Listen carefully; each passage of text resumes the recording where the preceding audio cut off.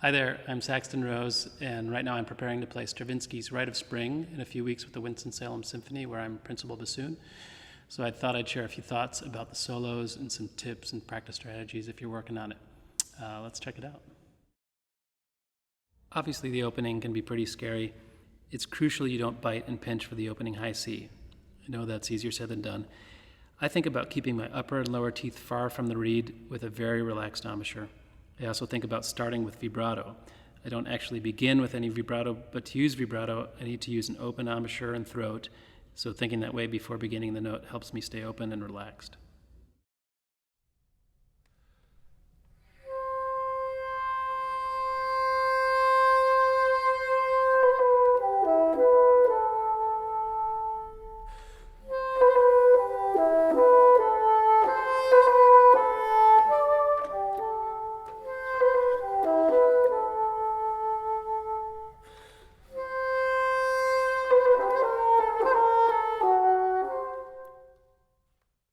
The most challenging technical spot is the triplet figure in the fourth measure.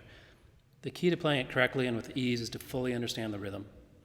I found the best way to do this is to strip away the grace notes and the inner 16th note triplet, so you're left just with the large 8th note triplet like this.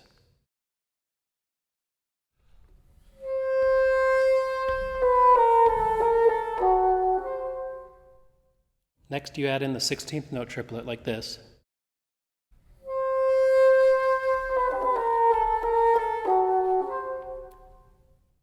Then the last C grace note in the fifth measure, then the C grace note at the end of the fourth measure, then finally the two grace notes before the 16th note triplet. Make sure you're still very relaxed with your embouchure and open with your voicing during this section.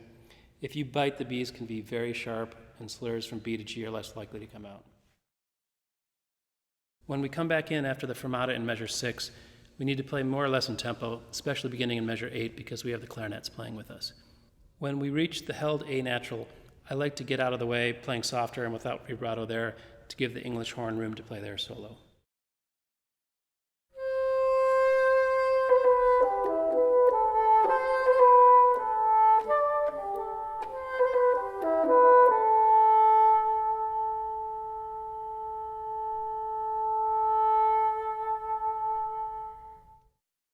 At rehearsal 12, when the solo returns down a half step, it's important this version sounds just as confident and expressive as your opening solo.